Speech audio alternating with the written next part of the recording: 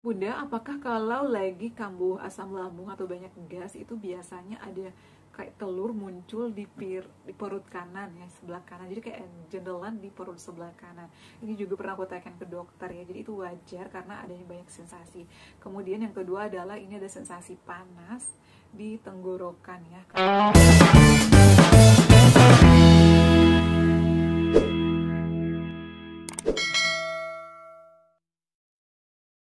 Assalamualaikum warahmatullahi wabarakatuh. Halo semuanya, kembali lagi di channel aku Adeva dan Bunda. Gimana kabarnya? Semoga semuanya sehat selalu ya. Teman-teman, di video kali ini aku bakal bahas beberapa pertanyaan dari kalian. Jadi pastikan kalian nonton videonya ya. Dan buat kalian yang selalu setia menonton video-video aku, semoga lekas sembuh, lekas pulih kembali seperti sedia kala ya. Jadi memang akhir-akhir ini aku tuh sibuk banget ya. Jadi aku jarang ya dan lama banget balasin komentar kalian. Tapi aku tuh selalu baca. Kalau nggak aku langsung balas, aku bakal buatin videonya ya. Nah Bunda, saat ini berat badannya berapa? Jadi aku tuh selama bulan Ramadan ya agak turun berat badan aku karena banyak aktivitas, kurang istirahat juga. Tapi alhamdulillahnya aku tetap menjalankan ibadah puasa. Tadinya itu berat badan aku 52 ya, sekarang itu kadang 50, kadang 49 ya. Tapi insya Allah puasa lancar, alhamdulillah. Nah teman-teman, gimana puasa kalian? Semoga lancar tanpa adanya sensasi penyakit apapun ya. Semoga dijauhkan dari segala macam sensasi asam lambung ataupun penyakit ya. Tetap semangat, selalu terapkan pola pikirnya. Jadi selama bulan Ramadan itu harus pikiran positif. Kalau misalnya kita banyak pikiran itu nanti bakalan kambuh-kambuhan ya. Nah di video kali ini aku udah siapin handphone lagi. Ini aku bakal bahas ya, ada beberapa pertanyaan. Ini atas nama Cici Cuik 79. Gimana kalau punya penyakit insomnia, sebelum punya penyakit GERD, sudah melakukan pola makan, pola pikir, tapi nggak bisa tidur, gimana minta solusinya? Adakah seperti saya? Mohon dijawab. Halo Kak Cici Cuik, selamat malam, selamat siang, selamat pagi ya yang nonton video ini. Jadi aku bakal bahas terkait sulit tidur atau insomnia. Sebelum mengalami penyakit GERD juga mengalami hal ini. Jadi insomnia ini sebenarnya penyakit ya, dan ini bisa diatasi dengan cara yang alami dan juga bisa diatasi oleh dokter atau bisa ke dokter ya. Nanti akan diberikan obat biasanya ya, ada obatnya. Tapi kalau misalnya mau secara alami boleh juga. Yang pertama yang membuat kita insomnia itu adalah biasanya karena padatnya aktivitas di siang hari ya, sehingga membuat badan kita terlalu capek. Nah Bunda, bukannya kalau capek itu bisa langsung tidur? Ya beda. Kalau capeknya langsung tidur itu biasanya itu dia nggak ada pikiran dan nggak ada penyakit insomnia. Jadi penyakit insomnia ini sebenarnya ada beberapa faktor ya teman-teman. Itu nanti dokter yang menjelaskan. Tapi ini pengalaman pribadi dan pengetahuan aku ya. Nah selain aktivitas yang padat, kurang istirahat itu juga disertai dengan banyaknya pikiran. Dan ini adalah pemicu utama asam lambung dan yang membuat kita sulit sembuh. Kenapa? Karena pikiran ini susah dikontrol sehingga kita gelisah, nggak bisa tidur, pikiran kemana-mana. Aduh gimana nih, biasanya menimbulkan sensasi juga di lambung kita tuh jadi nggak enak. Jadi apa yang harus kita lakukan kalau misalnya kita udah ngalamin insomnia? Pertama nih yang aku saranin ke kakak ini ya, dan juga teman-teman yang lain yang ngalamin susah tidur. Pertama, di siang hari pada saat aktivitas jangan terlalu kecapean. Apalagi kalau misalnya mengangkat beban yang berat ya. Jadi jangan terlalu banyak mengangkat beban-beban yang berat, jangan terlalu kecapean, istirahat yang cukup. Kemudian melakukan hal yang menyenangkan. Dan yang paling penting itu adalah di sore hari pada saat mandi. Pada saat mandi kalau bisa jam 4 paling sore atau setengah 5 itu pakai air hangat. Air hangat, tetesin minyak kayu putih atau minyak telon ke dalam air mandi atau bak mandi. Kemudian setelah itu mandi ya, setelah mandi pakaiannya yang longgar-longgar, balurin seluruh badan dengan minyak aromaterapi, kutus-kutus ataupun minyak kayu putih biasa ya. Kemudian setelah itu lakukan meditasi atau yoga. Itu enak banget, bisa menenangkan pikiran kita. Biasanya ini mau sebanyak apapun pikiran, kalau misalnya kita udah ngadain atau udah ngelakuin meditasi atau udah ngelakuin yoga, itu nanti bakalan bertitik di satu pikiran yang membuat kita lagi dengerin kayak musik nih. Aku tuh biasanya dengerin musik yang kayak lagi di gunung atau lagi di pedesaan ya, yang pemikiran aku tuh kayak lagi enak banget nih, seger, adem, asri. Jadi itu bakalan enak banget kita dengerin itu. Nah, jadi dengan alunan-alunan musik itu nanti bakal membuat kita akan tertidur, ya.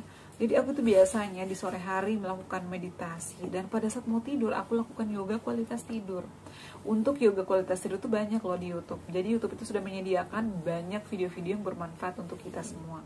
Tinggal kita nih mencari mana sih yoga yang aman buat pejuang asam lambung. Di video aku juga ada, tapi mungkin kurang bagus karena tempatnya sempit ya pada saat itu.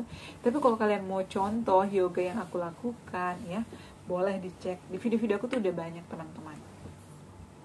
Nah, kemudian kalau misalnya mau konsumsi obat sih, saran aku ke dokter ya. Karena aku tuh kalau lagi sulit tidur gak pernah ke dokter. Aku tuh lakuin dengan hal-hal yang aku sukai sendiri. Biasanya yoga, meditasi. Kemudian aku dengerin ruqyah atau dengerin sholawat-sholawat. Itu bisa membuat aku lebih tenang, pikiran aku tenang. Jadi lama-lama tertidur. Dan pikiran aku tuh aku fokuskan dengan sesuatu yang aku suka aja, apalagi di malam hari ini. Aku tuh senang banget dengerin sholawat. Jadi pada saat mau tidur itu putar sholawat semalaman. Kalau enggak ya musik-musik yoga kayak gitu ya. Kemudian ini sudah melakukan pola pikir ya. Jadi pola pikir itu karena kita banyak melakukan hal-hal yang di siang hari, atau mungkin kita udah ngelakuin hal-hal yang membuat kita jadi beban, itu nanti bakalan terfikirkan. Meskipun udah berusaha mengontrol tapi susah. Jadi caranya itu ya lakukan meditasi, lakukan yoga, seperti itu ya. Lakukan hal yang menyenangkan atau memikirkan hal yang menyenangkan. Kemudian di sini juga aku bakal bahas ya pertanyaan dari Gunawan Laruhun. Saya kalau lagi kumat, sakit perih ulu hati, kadang terasa panas terbakar di dada, saya berteriak imbangi sakit lalu cari kipas angin atau ruang AC lalu tiduran. Bangun duduk tidur lagi sampai sekitar 1 jam baru enakan. Nah, jadi teman-teman, untuk sensasi panas perih ini bisa dari GERD. Ya, GERD itu adalah adanya heartburn. Jadi cairan asam lambung kembali ke esofagus. Kenapa terjadi?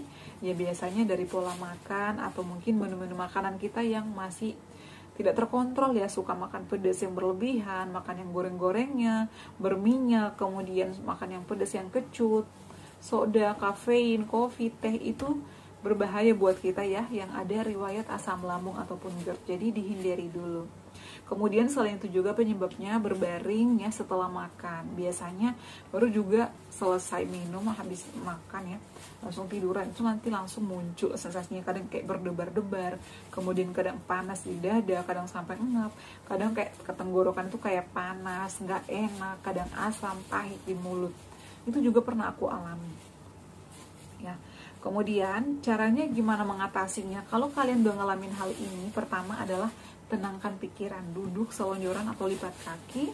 Aku tuh bisa tenangkan pikiran, atur nafas, tarik nafas dalam-dalam, kemudian tahan beberapa detik, lalu hembuskan melalui mulut secara perlahan.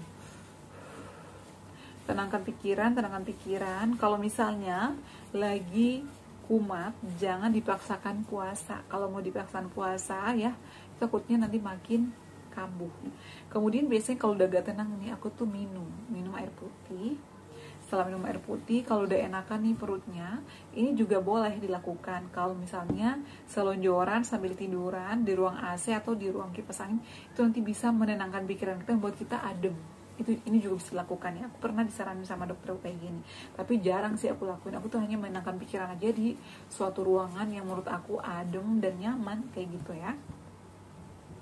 Jadi kalau misalnya ngalamin hal ini, tenangkan pikiran, minum, kemudian duduk. Setelah itu istirahat. Kalau mau tiduran, tinggiin bantalnya, miring ke kiri. Kalau miring ke kanan boleh, tapi dengan catatan bantalnya itu harus tinggi. Kemudian pada saat makannya sedikit-sedikit aja. Perhatikan menunya, makan yang kuah-kuah dulu, yang pedas dihindari, yang gorengan dihindari, dikunyah halus ya. Kunyah 30 kali atau 32 kali sampai halus agar mudah dicerna. Jadi nggak kambuh-kambuhan lagi. Seperti itu ya solusinya. Kemudian perbanyak minum air putih. Hindari dulu minuman soda, kopi yang berwarna-warna, kalau bisa dihindari dulu. Kalau mau konsumsi obat boleh ya, tapi obatnya itu harus sesuai resep dokter. Tapi kalau misalnya mau konsumsi obat tradisional, boleh ya, kayak kunyit boleh, tapi setelah makan. Kalau aku cocoknya setelah makan ya. Boleh kunyit dikasih temulawak atau dikasih jahe boleh, tapi setelah makan 1 jam atau 2 jam setelah makan. Yang penting jangan dalam keadaan perut kosong. Kemudian kalau misalnya obat-obatan yang lain nih, aku sarani kayak Herbavomis itu aman karena terbuat dari 100% herbal alami. Kayak gini ya obatnya, Herbavomis. Seperti di video sebelumnya udah aku review karena memang cocok sama aku ya. Kemudian selanjutnya ini aku bakal bahas Rusdin. Assalamualaikum warahmatullahi wabarakatuh. Bunda, saya mau bertanya, apakah kalau banyak gas di lambung ada biasa nampak kayak telur di perut samping kanan yang biasa timbul? Mohon dijawab. Ini juga pernah aku alami ya. Pada saat itu aku minta USG. Ternyata kata dokter itu adalah otot perut. Kenapa muncul? Biasanya kita habis mengangkat beban yang berat, kemudian sensasi-sensasi kayak sendawa, begah, atau gasnya itu banyak, atau karena adanya sensasi asam lambung. Itu biasanya muncul bukan hanya di kanan, tapi di kiri juga ada. Jadi nggak usah takut, nggak usah khawatir. Itu kata dokter hal yang wajar dan ada pada semua orang. Ya, itu nanti bakal muncul kalau misalnya kita kayak ada trauma di perut gitu ya, atau mungkin kecapean, telat makan, banyak sensasi, banyak gas, itu baru muncul. Nah, tapi kalau misalnya udah normal lagi, itu bakalan normal lagi ya, udah bakalan muncul lagi. Jadi istirahat yang cukup ya, jangan terlalu kecapean, jangan mengangkat beban yang berat.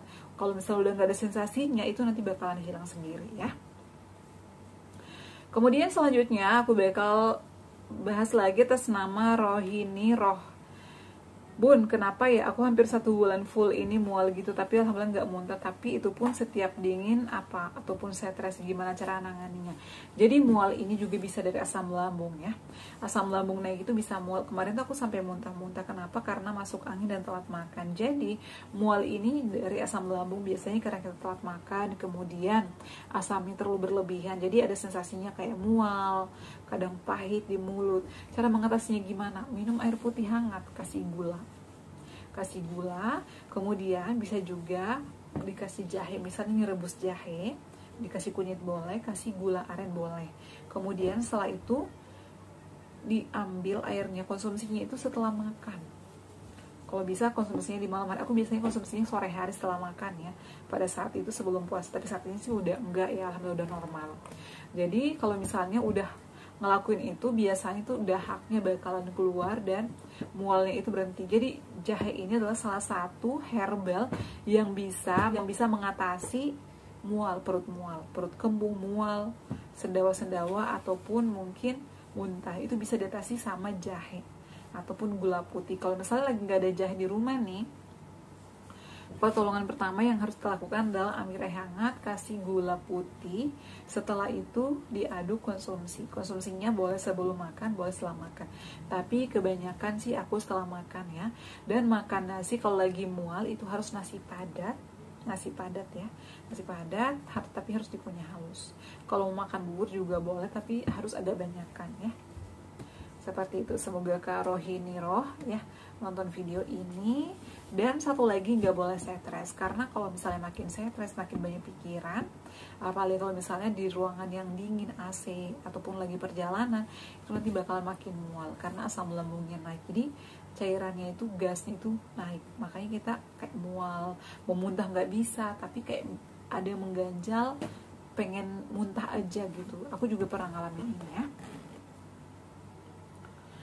Kemudian ini pertanyaan yang terakhir lagi, Bunda, aku tuh saat buka puasa harus banyak makan karena lapar banget. Jadi teman-teman, pada saat buka puasa itu buat kita nih yang ada riwayat asam lambung, meskipun selapar apapun tahan dulu, kontrol dulu, karena setelah itu pasti bawaannya langsung banyak sensasi karena lambung itu kaget. Habis kosong seharian, hampir 14 jam kosong, tiba-tiba diisi banyak. Jangan ya. Jadi minumnya itu air hangat dulu, kemudian makan yang lembut-lembut kayak jenang gemi, tepung Garut, konsumsi kurma, setelah sholat baru makan kayak makan yang ringan-ringan aja dulu. Buras, kalau makan nasi boleh, tapi jangan banyak-banyak. Jangan sampai 2 piring karena habis puasa, itu nanti bakal menimbulkan sensasi. Karena ini setelah buka langsung makan nasi, lapar banget bun. Jadi aku banyak banget makan ya. Wajar, jadi nanti muncul lagi sensasinya mual, begah, sendawa, perih. Itu adalah yang terjadi karena diisi, dipaksain lambungnya, dan itu bakal susah dicerna teman-teman. Apalagi kalau misalnya makannya buru-buru. Jadi caranya, perhatikan cara makannya dan juga menunya, dan dikunyah halus ya. Jadi saran aku, selalu terapkan tips-tips aku, insya Allah itu bisa sembuh kalian ya. Oke ya teman-teman, jadi itu adalah untuk video kali ini. Semoga yang bertanya nonton, dan buat kalian yang nonton video ini semoga bermanfaat ya, bisa ngikutin tips-tips dari aku. Terima kasih yang selalu setia nonton video-video aku ya. Semoga kalian juga lekas pulih, lekas sembuh kembali seperti sedia kala, dan bisa beraktivitas kembali. Puasanya juga lancar ya. Oke, cukup sekian ya. Jangan lupa untuk terus dukung channel aku Adeva dan Bunda dengan cara like, comment, share, dan subscribe. Assalamualaikum warahmatullahi wabarakatuh. Sampai ketemu lagi di video-video aku selanjutnya. Bye.